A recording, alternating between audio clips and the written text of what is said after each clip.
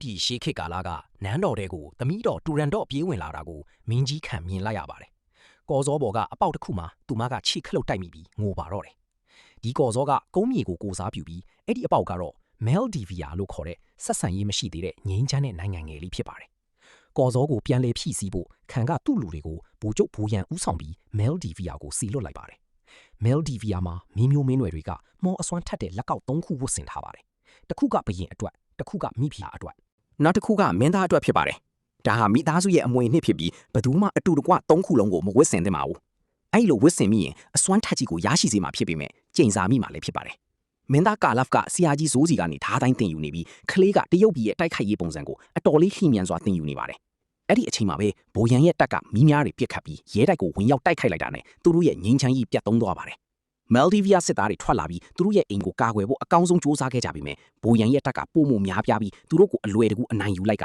ရဲရင်စွာတိုက်ခိုက်သူတိုင်းကိုအသက်ခံရပါတယ်။နောက်ဆုံးမှာဘိုရန်နဲ့သူ့လူတွေကစစ်ပွဲကိုအနိုင်ရရှိခဲ့ပြီးမင်းမျိုးမင်းနွဲတွေရဲ့အလောင်းပေးကနေလက်ကောက်၃ခုကိုတွေ့ရှိကမင်းကြီးထံယူဆောင်သွားပါတယ်။တူရန်တော့ရဲ့မွေးနေ့မှာလက်ဆောင်ရာပေါင်းများစွာကိုဖွင့်လှစ်နေစမှာပဲလက်ကောက်တွေပါတဲ့တစ်တာကိုတွေ့ရှိခဲ့ပါတယ်။သူမကနှစ်ခုကိုဝတ်ဆင်လိုက်ပြီးတတိယတစ်ခုကိုဖခင်နဲ့မျှဝေဖို့စူးစမ်းခဲ့ပေမဲ့ဖခင်ကလည်းတူရန်တို့လက်မှာဝတ်ဆင်ပေးလိုက်ပါတယ်။ဒါဟာကျင်းစာကိုချက်ချင်းလှုံ့ဆော်ပေးလိုက်ပြီးလက်ကောက်တွေပုံတံပြောင်းလဲကသူမလက်မှာတင်းကျပ်စွာပတ်လည်လာပြီးနာကျင်စွာငိုကြွေးစေပါတယ်။သူမဘလောက်ပဲစူးစမ်းပါစေတူရန်တော့ကလက်ကောက်တွေကိုဖယ်ရှားနိုင်ခြင်းမရှိခဲ့ပါဘူး။မကြခင်မှာပဲသူမအမြင်အယောင်ဆုံးရှုံးခဲ့ရပါတယ်။ခံကဓာတ်နဲ့ဖယ်ရှားဖို့စူးစမ်းခြင်းနေပြီးနီးကပ်လာတဲ့အခါခံရဲ့မျက်နှာကိုအယိုးစုပုံစံမြင်လိုက်ရတာကြောင့်သူမတတိလစ်သွားပါတယ်။နောက်ပိုင်းမှာအကြီးတန်းပရောဟိတ်ကခံကိုကျင်းစာကိုအနာဂတ်မှာလာမဲ့မင်္ဂလာဆောင်သူတဦးတည်းကသာဖယ်ရှားနိုင်ကြောင်းသိရှိခဲ့ကြောင်းအကြောင်းကြားလိုက်ပါတယ်။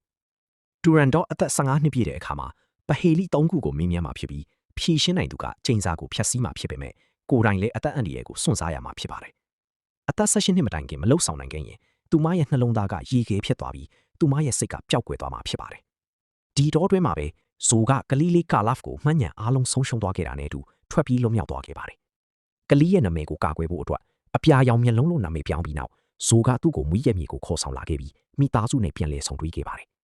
အပြာရောင်မျက်လုံးကချက်ချင်းပဲဇိုရဲ့သမီးနဲ့တငယ်ချင်းဖြစ်လာခဲ့ပါတယ်။နှစ်ပေါင်းများစွာကြာပြီးနောက်အပြာရောင်မျက်လုံးကမီးရှူတန်းပညာကိုသင်ယူဖို့ဆုံးဖြတ်ထားတဲ့လူငယ်တစ်ယောက်ဖြစ်လာခဲ့ပါတယ်။ဇိုရဲ့သမီးလူဟာကသူ့အတွက်မောင်နှမရင်းလိုဖြစ်လာခဲ့ပြီးလေ့ကျင့်နေစဉ်မှာသူ့ကိုမကြာခဏလာနှောက်ယှက်လေးရှိပါတယ်။တနေ့မနက်မှာသူမကသူ့ကိုကစားနည်းတစ်ခုလုပ်လိုက်ပြီးသူ့ရဲ့မီးရှူတန်းကိုပျက်စီးစေကသူ့ရဲ့နောက်ဆုံးတနတ်မှုကိုကုန်သွားစေပါတယ်။တောင်းပန်ဖို့အတွက်လူဟာကအပြာရောင်မျက်လုံးကိုတတုသွင်းစီခေါ်ဆောင်သွားခဲ့ပြီးသူတို့ကမီးပန်းတွေဖန်တီးနေတဲ့ပညာရှင်တွေကိုခိုးကြည့်ဖို့အတွက်ဟိုဝင်ခဲ့ကြပါတယ်။ကံမကောင်းစွာပဲသူတို့ကအဆောင်တယောက်ရဲ့မြင်ကွင်းနဲ့ကြားရောက်သွားတာကြောင့်သူတို့ဟာတတုသွင်းတွေကနေပြေးရပါတော့တယ်။အဆောင်တွေကသူတို့ကိုရက်တန့်ဖို့ကြိုးစားတိုင်းသူတို့ကိုတွန်းဖယ်ပြီးပရိဘောကားတွေပေါ်ခုံပေါက်ကသူတို့ကိုနှီးကွေးအောင်ကြိုးစားခဲ့ကြတယ်။ရုတ်တရက်အဆောင်တွေကသူတို့ကိုလိုက်မိတော့မယ်ဆိုတဲ့အချိန်မှာမီးရှူတန်းပညာရှင်ကမီးခတ်တချို့ကိုအဆောင်တွေစီပြစ်ခတ်လိုက်တာကြောင့်သူတို့လျှို့ဝှက်ဥမင်လိုင်ကောင်းကနေလွတ်မြောက်နိုင်ခဲ့ပါတယ်။နန်းတော်မှာပိုရန်ကလှပပေမဲ့အေးဆက်တဲ့မင်းသမီးဖြစ်လာတဲ့တူရန်တော့ကိုလာကြည့်ပါတယ်။ခံကဘိုရန်ကိုသူမကိုလေ့ကျင့်ပေးစေချင်တာကြောင့်တူရန်တော့မှာရွေးချယ်စရာမရှိပဲသူ့ကိုတိုက်ခိုက်ရပါတယ်။ကျိန်စာကြောင့်တူရန်တော့ကအထူးစွမ်းရည်တွေရှိပြီးအလွန်လျင်မြန်စွာရွေလျားနိုင်တာကြောင့်ပထမတော့ဘိုရန်ကသူမကိုမထိနိုင်ခဲ့ပါဘူး။ဒါပေမဲ့သူကသူမရဲ့ရက်ကန်းစင်ကိုခွဲပြီးတစ်တုံးကိုဆွဲယူလိုက်တဲ့အခါမှာတော့သူမကသူ့ကိုဓာတ်ရိုက်တိုက်ခိုက်လာပြီးသူမရဲ့ဓာတ်တိုင်းစွမ်းရည်ကအားနည်းနေသေးတာကိုသက်သေပြလိုက်ပါတယ်။သူ့ရဲ့ဝေဖန်မှုတွေကြောင့်စော်ကားခံရပြီးတူရန်တော့ကစူပါအမြန်နှုံးနဲ့အပြင်ကိုပြေးထွက်သွားပြီးဘိုရန်ရဲ့ပါးကိုခွဲဖို့စောင့်ဆိုင်နေတာကြောင့်သူကတစ်တုံးကိုသူ့ရဲ့တခဲဓာတ်နဲ့လဲလှယ်လိုက်ပါတယ်။တပ်ထုဘော်ကအလင်းပြန်မှုကိုကြည့်ချင်းအပြင်ဘိုရန်ကတူရန်တော့ကိုဖမ်းဆီးနိုင်ခဲ့ပြီးလျင်မြန်စွာသူမရဲ့ဓာတ်ကိုယူလိုက်ပါတယ်။အဲ့ဒီအချိန်မှာပဲအပြာရောင်မျက်လုံးနဲ့လူအားတို့ဟာနန်းတော်ဥယျာဉ်ကိုပို့ဆောင်ပြီးတဲ့လှိုင်ခေါင်းကနေထွက်လာခဲ့ကြပါတယ်။ဘိုရန်ကတူရန်တော့ကိုဖမ်းဆီးနေတာကိုမြင်တွေ့ရတာကြောင့်အပြာရောင်မျက်လုံးကအခြေအနေကိုမှားယွင်းစွာနားလည်ပြီးမင်းသမီးရဲ့ကာကွယ်ရေးအတွက်သူမရဲ့ဓာတ်ကိုအသုံးပြုကဝင်ရောက်လာခဲ့ပါတယ်။သူ့ရဲ့ဆရာတွေရဲ့တင်ကြားမှုတွေကြောင့်အပြာရောင်မျက်လုံးကအတော်လေးကောင်းမွန်တဲ့ပွဲစဉ်ကိုပေးအပ်ခဲ့ပြီးဘိုရန်ကဒါဟာဇိုးရဲ့ပုံစံဖြစ်ကြောင်းမှတ်မိခဲ့ပါတယ်။သူနှစ်ယောက်ဆက်လက်တိုက်ခိုက်ခဲ့ကြပြီးဘိုရန်ရဲ့အတွေ့အကြုံကသူ့ကိုအပြာရောင်မျက်လုံးကိုအနိုင်ယူနိုင်ခဲ့တာကြောင့်ထင်ရှားခဲ့ပါတယ်။ဒါပေမဲ့သူ့ကိုထိုးတက်တော့မယ်ဆိုတဲ့အချိန်မှာလီယိုအာကကျိုးနဲ့သူ့ကိုရပ်တန့်ဖို့ကြိုးစားခဲ့ပါတယ်။ဘိုရန်ကသူ့ရဲ့ကျိုးကိုအလွယ်တကူတွန်းဖယ်ပြီးသူ့ရဲ့ဓာတ်ကိုချလိုက်ပါတယ်။ဒါပေမဲ့တူရန်တော့ကသူ့ရဲ့လက်ကိုထည့်သွင်းလိုက်ပြီးဓာတ်ဟာလက်ကောက်တွေနဲ့ထိခိုက်ပြီးကျိုးသွားပါတယ်။အဲ့ဒီအချိန်မှာပဲအဆောင်တွေအများပြားပေါ်လာပြီးကျူးကျော်သူတွေကိုဖမ်းဆီးဖို့ကြိုးစားခဲ့ပါတယ်။ဒါပေမဲ့တူရန်တော့ကသူတို့ကသူနဲ့အတူတူရှိကြောင်းပြောကြားပြီးမင်းသမီးတူရန်တော့ကအခုကစပြီးသူ့ကိုလေ့ကျင့်ပေးမယ်လို့ကြေညာလိုက်ပါတယ် မကြခင်မှာပဲတငယ်ချင်းနှစ်ယောက်ဟာနေ့တိုင်းဓားတွေနဲ့အတူတူလေ့ကျင့်ခန်းလုပ်ကြပြီးသူတို့ကြားမှာဆက်နွယ်မှုတစ်ခုကြီးထွားလာခဲ့ပါတယ်။ကျူရန်တော့ကအပြာရောင်မျက်လုံးကြောင့်အလွန်အထင်ကြီးခဲ့ရပါတယ်။ဘာဖြစ်လို့လဲဆိုတော့သူမရဲ့ကြိမ်စာကိုမမှုပဲသူ့ရဲ့အမြန်နှုံးနဲ့လိုက်လျောညီထွေဖြစ်နေလို့ပါ။တနေ့နေ့ခင်းပတ်မှာသူတို့နန်းတော်ကွင်းပြင်မှာလေ့ကျင့်ခန်းလုပ်နေစဉ်မှာအပြာရောင်မျက်လုံးကမတော်တဆလက်ကောက်တွေကိုထိမိပြီးသူ့ရဲ့မွေးရမီကျူးကျော်မှုရဲ့အတိတ်ဖြစ်ရတွေကိုမြင်တွေ့ခဲ့ရပါတယ်။ဒီအတော်တွင်းမှာဘိုးရန်ကအကြီးတန်းပရောဟိတ်ကိုသူ့ကိုအလွန်အမင်းတကူးကြီးစီဖို့တောင်းဆိုခဲ့ပါတယ်။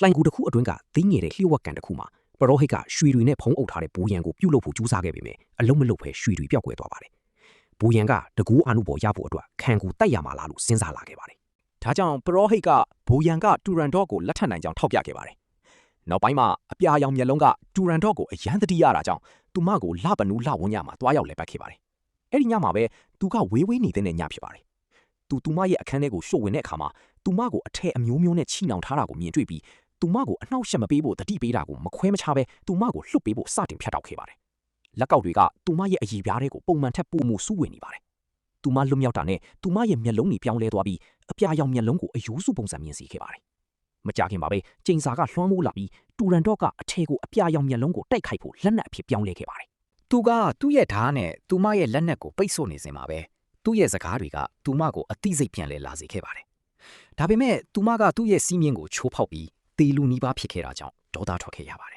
။ဒါကြောင့်သူမကသူ့ကိုဘယ်တော့မှပြန်မလာဖို့တောင်းဆိုခဲ့ပါတယ်။ရက်အနှင်းငယ်အကြာမှာအပြာရောင်မျက်လုံးကမြင်းသားဥတုံကပွဲတော်တစ်ခုအတွက်မြို့ကိုလာလေတဲ့အခါသူ့ကိုကာကွယ်ပေးတဲ့အဖွဲ့ရဲ့အစိတ်အပိုင်းဖြစ်လာခဲ့ပါတယ်။တူရန်တော့ကနန်းတော်ထဲမှာပိတ်မိနေတော့ပဲသူမရဲ့စွမ်းရည်ကိုအသုံးပြုပြီးရက်ကန်းပေါ်မှာပို့မှုလျှင်မြန်စွာအလုံးလုံးနေခဲ့ပါတယ်။သူမရဲ့ပဟီလီတွေကိုဖြည့်ရှင်းဖို့ကြိုးစားရင်းလူအတော်များများသိဆုံးခဲ့ရပါတယ်။ဒါပေမဲ့ခံကလာလေတဲ့မင်းသားအပေါ်မှာထပ်ပံကြိုးစားဖို့တောင်းဆိုခဲ့ပါတယ်။မြို့ထဲမှာပြန်လာတဲ့အပြာရောင်မျက်လုံးကတာဝန်ကြီးပေါ်နေတာကြောင့်သူ့ရဲ့တငယ်ချင်းလီအူဝါနဲ့ယွမ်တို့နဲ့ပွဲတော်ကိုပျော်မွေ့ခဲ့ပါတယ်။သူတို့ကဥတုံကအလွန်ဖန်ဆီးဖြစ်တဲ့ဓာတ်တစ်ချောင်းရှိတာကိုသတိပြုမိကြပါတယ်။ဒါကြောင့်လီအူဝါကသူ့ရဲ့ကြိုးကိုအသုံးပြုပြီးပြန်တန်းစေခဲ့ပြီ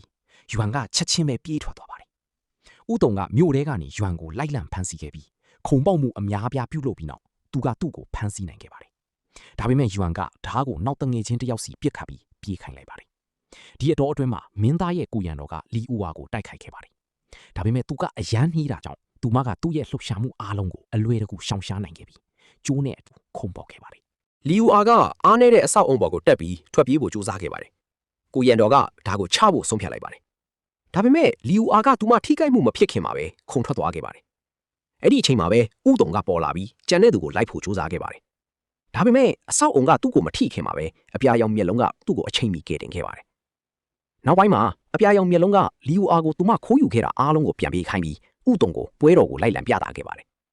သူကသူ့ကိုတတ်တူထွင်းလေးကိုလည်းခေါ်ဆောင်သွားခဲ့ပြီးမင်းသားကိုကောင်းကြီးပေးဖို့အတွက်တစ်ပင်ရင်မီရှူတန်းလေးတစ်ခုကိုပြုလုပ်ပေးခဲ့ပါတယ်။ဥတုံကသူ့ပဟေလီတွေကိုဖြည့်ရှင်းဖို့လာခဲ့ကြောင်းနဲ့သူ့ရဲ့အကိုကစ조사ရင်းသေဆုံးခဲ့ကြောင်းပြောပြခဲ့ပါတယ်။သူကအ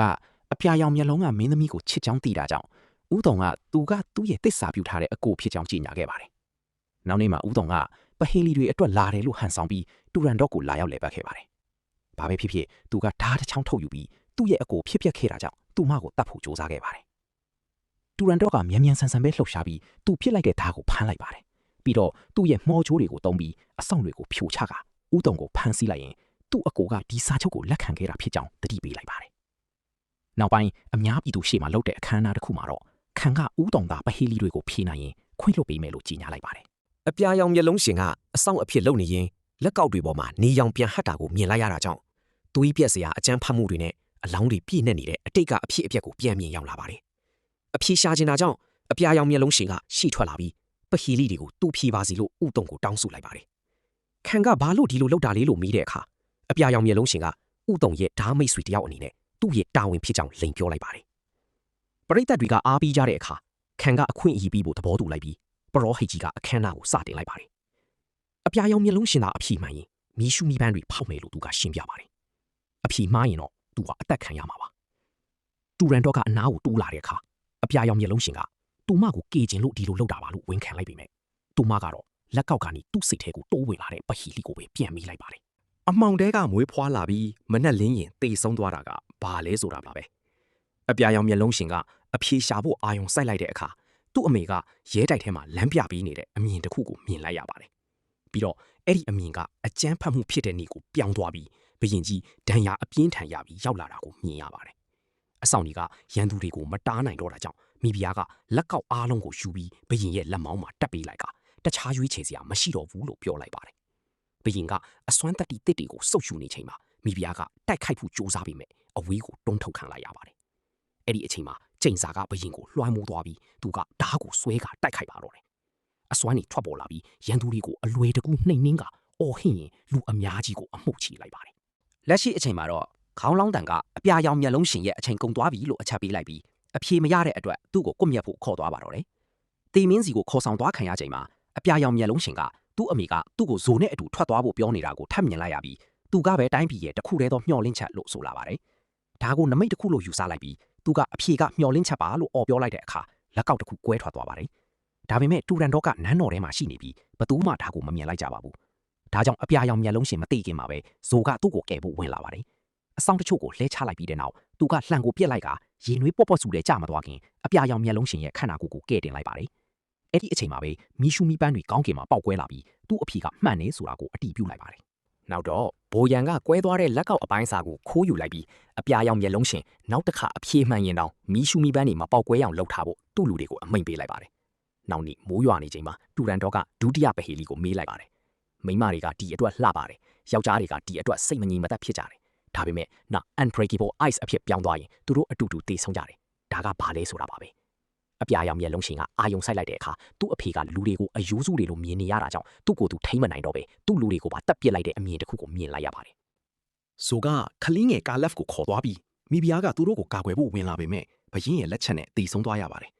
နောက်တစ်ခါအချိန်ကုန်သွားပြန်ပြီးအပြာရောင်မျက်လုံးရှင်မှာအဖြေမရှိပါဘူး။သူ့ကိုတိုင်မှာချီပြီးကြိမ်တစ်ထောင်ရိုက်တဲ့ပြစ်ဒဏ်ပေးတဲ့အခါကိုမြတ်သူကသူ့ကိုနာကျင်အောင်လုပ်နေရင်အဲ့ဒီနာကျင်မှုကအပြာရောင်မျက်လုံးရှင်ကိုနောက်ထပ်အမြင်တစ်ခုမြင်စေပါတယ်။မိဖုရားတည်ဆုံမှုကဘရင်ကိုတတိပြန်ဝင်လာစေပြီးဝမ်းနည်းမှုနဲ့အပြစ်ရှိစိတ်တွေကြောင့်သူကဓားကိုချိုးကသူ့ကိုယ်သူအဆုံးစီရင်လိုက်ပါတယ်။လက်ရှိအချိန်မှာတော့အပြာရောင်မျက်လုံးရှင်ကအဖြေကတွေးပါလို့ကြီးညာလိုက်ပြီ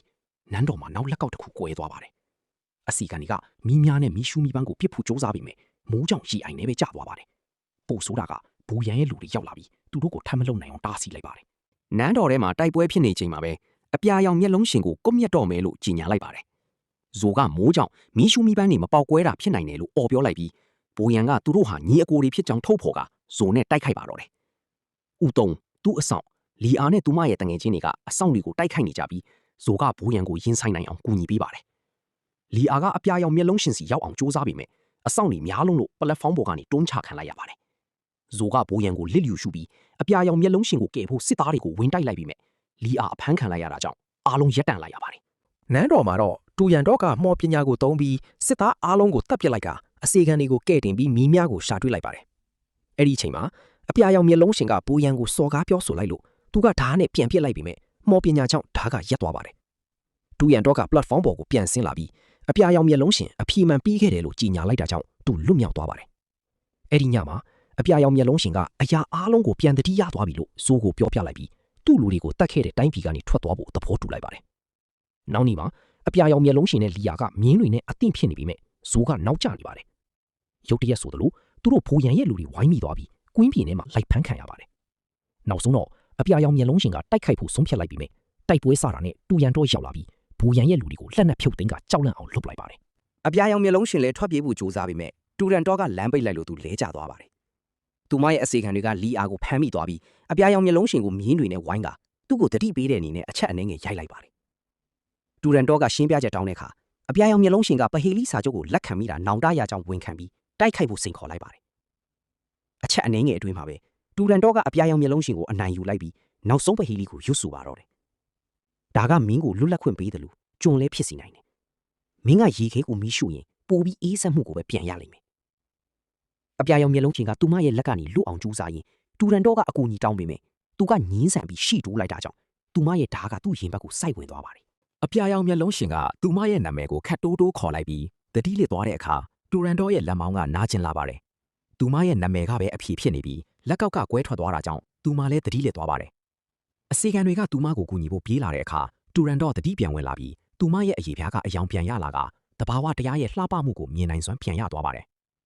အချင်းအနှင်းငယ်ချပြီးနောက်တော်ဝင်ဆရာဝန်ကအပြာရောင်မျက်လုံးရှင်ကိုပြုစုပေးနေပြီး သူ့ရဲ့ကိုယ်တွင်းကလေးစာတွေကတစ်ဖက်မှာရှိနေတာကြောင့်အသက်ရှင်ခဲ့တာလို့ခံကိုရှင်းပြပါတယ်။ဒူရန်တော့ကသူ့စီလာလဲပြီးနောက်နေ့မှလက်ထပ်ကြမယ်လို့ကြီးညာပြီးမြဲအပြာရောင်မျက်လုံးရှင်ကသူ့ဘသူလဲဆိုတာအရင်သိအောင်လုပ်ဖို့မဟုတ်ရင်သူလက်မထပ်ဘူးလို့ပြောလိုက်ပါတယ်။ခံကအပြာရောင်မျက်လုံးရှင်ရဲ့အကြောင်းကိုသိအောင်လူလွတ်လိုက်ချိန်မှာဘိုးရန်ကလက်ကောက်အပိုင်းစားတွေကိုစုဆောင်းပြီးပရောဟိတ်စီပေးလိုက်ကပရောဟိတ်ကပွဲလန်းကပင်အတွက်ရေကန်လေးပစ်ချလိုက်ပါတယ်။ဘိုးရန်ကရေထဲဆင်းလိုက်တဲ့အခါမော်အစွမ်းတွေကသူ့ခန္ဓာကိုယ်ကိုလွှမ်းမိုးသွားပြီးအစွမ်းတွေနဲ့ပြည့်နှက်သွားပါတယ်။ထုံတန်းစင်လာပြီးတဲ့နောက်ဘိုးရန်ကသူ့ရဲ့ဓာတ်နဲ့ဆန်းသက်လိုက်တဲ့အခါဒဏ်ရာတွေကချက်ချင်းပျောက်ခင်းသွားပါတယ်။ပြီးတော့အများကြီးတည်နေတဲ့ပရောဟိတ်ကိုသူတပ်ပစ်လိုက်ပါတယ်။ညနေခင်းမှာအပြာရောင်မျက်လုံးရှင်ကစားတော့ဆိုင်မှာအရက်တောက်နေပြီးရန်သူရဲ့သမီးကိုချစ်မိနေတာကိုမုန်းတီးနေပါတယ်။ဒါကိုကြားတဲ့အခါလီယာကတူရန်တော့စီအမှန်တရားကိုပြောပြဖို့အပြေးသွားပါတယ်။တစ်ဖက်မှာတော့ဘိုးရန်ကအပြာရောင်မျက်လုံးရှင်အကြောင်းမေးဖို့ဇိုးစီရောက်လာပါတယ်။ဇိုးကပြောဖို့ညှင်းဆန်ပြီးတိုက်ပွဲဖြစ်ပွားပြီးမြဲဇိုးကဘလောက်ပဲထိခိုက်အောင်လုပ်ပါစေဘိုးရန်ရဲ့ထံရတွေကအမြင်ပျောက်ခင်းသွားပါတယ်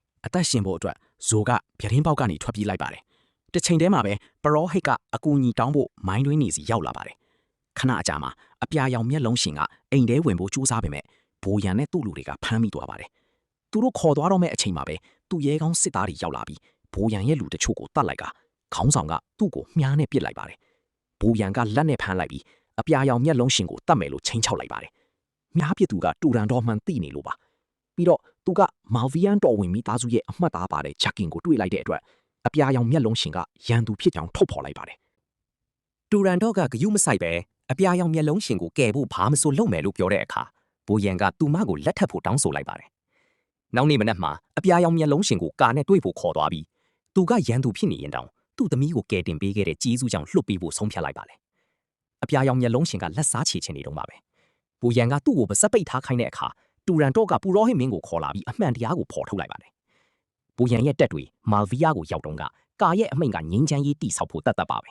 ။ဒါပေမဲ့ဘိုးရန်ကကာဟာပြောညံ့သွားပြီလို့ယူဆပြီးနေမီတွေပိုသိမ့်ပိုက်တင်တယ်လို့ထင်နေတာပါ။သူ့စစ်တီတွေကလည်းဒါကိုထောက်ခံကြပါတယ်။အဲ့ဒီနောက်ဘိုးရန်ကတန်တမန်ကိုတပ်ဖြတ်ပြီးစစ်ဖြစ်အောင်မာလ်ဗီယာကလှုပ်တယ်လို့ဟန်ဆောင်လိုက်တာပါဟိတ်ခရီးပြောခွက်စီစဉ်မှာပြစ်စုံပံကိုပြန်ရောက်တဲ့အခါဘိုးရန်ကအဲ့ဒီအကြောင်းအရာတွေမှန်ကန်ကြောင်းဝန်ခံလိုက်ပြီးတန်ချက်ကအပိုင်းအစားတစ်ခုနဲ့ပရောဟိတ်ကိုတပ်ပစ်လိုက်ပါတယ်။ပြီးတော့သူ့စစ်တီတွေကိုခေါ်လိုက်တဲ့အခါနန်းတော်တွေကိုအတင်းဝင်ရောက်လာပြီးအစေခံတွေကိုတပ်ပစ်ကြပါတယ်။ဘိုးရန်ကမင်္ဂလာလက်ဆောင်ဆိုပြီးမီရှူမီပန်းတွေကိုတဲလာကြောင်းဖော်ထုတ်လိုက်ပြီးအဲ့ဒီမီရှူမီပန်းတွေကိုပြစ်ခတ်လိုက်တဲ့အခါပောက်ကွဲကုန်ပါတယ်။ဒါပေမဲ့မီရှူမီပန်းကျွမ်းကျင်သူကဘိုးရန်ရဲ့အကြံကိုကြိုတိနေတာမို့မီရှူမီပန်းတွေကငကားကြီးပုံစံဖြစ်သွားပြီးဘိုးရန်ရဲ့တပ်တွေကိုတိုက်ခိုက်ကစက္ကန့်ပိုင်းတွင်မှာပဲအနိုင်ယူလိုက်ပါတယ်။သူ့စစ်တီတွေလေးကျသွားတာကိုမြင်တော့ဘိုးရန်ဒေါသထွက်ပြီးနန်းတွင်းအဆောင်တွေကိုတိုက်ခိုက်ကအကုန်လုံးကိုတပ်ပစ်လိုက်ပါတယ်။ပြီးတော့ကားကိုထီးနှန်းအတွက်စိန်ခေါ်လိုက်တဲ့အခါအေဂရစ်မင်းကကျေတာယာကြောက်တုံးနဲ့လှုပ်ထားတဲ့ဓာတ်ကိုသုံးပြီးအနိုင်ယူနိုင်မယ်လို့ယုံကြည်ကလက်ခံလိုက်ပါတယ်။ဒါပေမဲ့ဘိုးရန်ကိုစတင်တိုက်ခိုက်တဲ့အခါဓာတ်ကတဖြည်းဖြည်းချင်းကျိုးပဲ့သွားတာကိုမြင်ပြီးကာအံ့အားသင့်သွားပါတယ်။ဘိုးရန်ကသူ့ကိုတွန်းထုတ်လိုက်ပြီးကာရဲ့လူတွေကလည်းဘိုးရန်ကိုဝိုင်းတိုက်ကြကကြံနေတဲ့ဘိုးရန်ရဲ့စစ်တီတွေကိုလည်းလိုက်လံရှင်းလင်းကြပါတယ်။နန်းဆောင်ထဲမှာအကြမ်းဖက်တိုက်ပွဲဖြစ်ပွားနေပြီးလူတွေကလီအာရဲ့ဆဲဦးတောင်းရဲ့ကိုရန်တော်ရဲ့ခွန်အားတွေနဲ့တိုက်ခိုက်နေကြပါတယ်။အပြာရောင်မျက်လုံးရှင်နဲ့ဇိုတို့ကဘိုးရန်ကိုပူးပေါင်းတိုက်ခိုက်ပေမဲ့သူတို့လက်နက်တွေကအတုံးမဝင်ပါဘူး။သူတို့ကဘိုးရန်ကိုစပွဲတစ်ခုစီရောက်အောင်ကန်ထုတ်နိုင်ခဲ့ပေမဲ့ဘိုးရန်ကဓာတ်တစ်ချောင်းကိုကောက်ယူပြီးဇိုရဲ့ရင်ဘတ်ကိုပြစ်ပေါက်လိုက်ပါတယ်။ဒေါသထွက်နေတဲ့အပြာရောင်မျက်လုံးရှင်ကတိုက်ခိုက်ဖို့ကြိုးစားပေမဲ့ပြန်ပြီးအနိုင်ယူခံလိုက်ရပြန်ပါတယ်။တူတန်တော့ကသူ့ကိုကေဖို့ကြိုးစားပေမဲ့ဘိုးရန်ကသူ့မကိုလေပြင်းညှစ်လိုက်ပါတယ်။ဒါပေမဲ့ဇိုပြန်ထလာတာကိုမြင်တဲ့အခါမှလွတ်ပေးလိုက်ပါတယ်။ဘိုးရန်ကသူ့ညီစီခုံအုပ်ပြီးတပ်ဖို့ကြိုးစားတဲ့အခါလီယာကသူမရဲ့ဆဲဆိုတာကျိန်လုံးနဲ့ဘိုးရန်ရဲ့လက်ကိုဆွဲထားပေမဲ့အဝေးကိုလွင့်စင်သွားပါတယ်။အဲ့ဒီနောက်အပြာရောင်မျက်လုံးရှင်ကဘိုးရန်ရဲ့ခေါင်းကိုတက်တာတစ်လုံးနဲ့ပြစ်ပေါက်လိုက်ပြီးတူရန်တော့ကသူ့ကိုနန်းတော်အပြင်ဘက်စီဆွဲခေါ်သွားပါတယ်။ဘိုးရန်ကချက်ချင်းလိုက်သွားတဲ့အတွက်ဦးတောင်းတို့အဖွဲ့ကဘိုးရန်ရဲ့နောက်ဆုံးကျန်တဲ့စစ်တီတွေကိုအနိုင်ယူပြီးတိုက်ပွဲကိုအနိုင်ရရှိသွားပါတယ်။ဟီဝတ်ဦးမင်ကိုတုံးပြီးအပြာရောင်မျက်လုံးရှင်နဲ့တူရန်တော့တို့ကမိုင်းတွင်းစီရောက်သွားကဘိုးရန်ကိုမီးရှူးမီးပန်းတွေနဲ့ပြစ်ခတ်ပေမဲ့ဘာနဲ့မှမထိခိုက်ပါဘူး။သူကအဲ့ဒီနေရာကိုဖျက်ဆီးနေတဲ့အခါအပြာရောင်မျက်လုံးရှင်ကတူရန်တော့ကိုထိခိုက်မှုမရှိအောင်တွန်းလှဲလိုက်ပါတယ်။ပြီးတော့ပိုကြီးတဲ့မီးရှူးမီးပန်းတွေကိုမီးရှို့လိုက်တဲ့အခါဘိုးရန်ရဲ့တန်ချက်ကတွေပျက်စီးပြီးအရည်ပြားတွေလောင်ကျွမ်းသွားပေမဲ့သူကအမြဲပြန်ကောင်းလာပါတယ်။နောက်ဆုံးမှာတော့မီးရှူးမီးပန်းတွေကြောင့်ရုပ်တုတစ်ခုပြိုကျလာပြီးဘိုးရန်ပေါ်ဖိမိသွားတဲ့အတွက်သူလဲကျသွားပါတယ်။အရာအလုံးပြီးဆုံးသွားပြီလို့ထင်ပြီးလူငယ်နှစ်ယောက်နမ်းဖို့လုပ်နေတော့ဘိုးရန်ကအပျက်စီးတွေကြားကနေပြန်ထွက်လာပါတယ်။အပြာရောင်မျက်လုံးရှင်ကအမြန်တိုက်ခိုက်ပေမဲ့ဘိုးရန်ကသူ့ဓာတ်ကိုချိုးဖျက်ပြီးပြန်တွန်းထုတ်လိုက်ပါတယ်။အဲ့ဒီနောက်တူရန်တော့ကတိုက်ခိုက်ဖို့ကြိုးစားတဲ့အခါဘိုးရန်ကသူမကိုရိုက်လိုက်ပြီးသူမရဲ့သွေးတွေကဘိုးရန်ရဲ့ပခုံးပေါ်ဆင်သွားတဲ့အခါအရေးပြားကိုတကယ်ထိခိုက်နေတာကိုသတိထားမိလိုက်ပါတယ်။သူမအနောက်ကိုလွှင့်ဆင်သွားချိန်မှာသွေးတွေစွန်းနေတဲ့ဓာတ်ကိုအပြာရောင်မျက်လုံးရှင်စီပစ်ပေးလိုက်တဲ့အတွက်သူကဓာတ်ကိုဖမ်းပြီးဘိုးရန်ကိုထိုးလိုက်ပါတယ်။သွေးတွေကြောင့်ဒီတစ်ခါမှာတော့ဓာတ်ကဘိုးရန်ရဲ့ကိုယ်ကိုဖောက်ထွက်သွားပြီးဘိုးရန်လည်းထိတ်လန့်ကချက်ချင်းပဲမီးလောင်ကျွမ်းသွားပါတယ်။အဲ့ဒီနောက်အပြာရောင်မျက်လုံးရှင်ကတူရန်တော့စီအပြေးသွားတဲ့အခါသူမကသူ့ကိုကာလက်ဖလို့ခေါ်ပြီးမီးရှူးမီးပန်းရဲ့လျှို့ဝှက်ချက်ကိုဖေးမှာရှာရမလဲဆိုတာပြောပြရင်သူ့လက်ထဲမှာပဲအသက်ထွက်သွားပါတယ်။နောက်တနေ့မှာတော့ကာလာဖ်ကမာလ်ဗီယာကိုပြန်တဲ့လမ်းမှာမြို့အသီးသီးကိုဖျက်တမ်းရင်းဒေသခံတွေကိုကောင်းကြီးပေးဖို့မီးရှူးမီးပန်းလှလှလေးတွေကိုအမြဲမီးရှို့ပေးပါတယ်။ သူ့နိုင်ငံကိုပြန်လည်တည်ဆောက်ဖို့အိမ်ပြန်ရောက်တဲ့အခါကာလာဖ်ကဘယင်ဖြစ်လာပြီးမီးရှူးမီးပန်းတွေနဲ့ပျော်ပွဲရွှင်ပွဲလုပ်ပါတယ်သူ့ဘေးနားမှာတူရန်တော့ရဲ့ဝိညာဉ်ကိုမြင်လိုက်ရပြီးသူမကလည်းမီးရှူးမီးပန်းတစ်ခုကိုမီးရှို့ပြရင်ပျောက်ကွယ်သွားပါတယ်ဒီလိုဗီဒီယိုမျိုးတွေကိုထပ်ကြည့်ချင်ရင် follow လုပ်ပြီး like နှိပ်ထားဖို့မမေ့ပါနဲ့ဦးနော်ကြည့်ရှုပေးတဲ့အတွက်ကျေးဇူးတင်ပါတယ်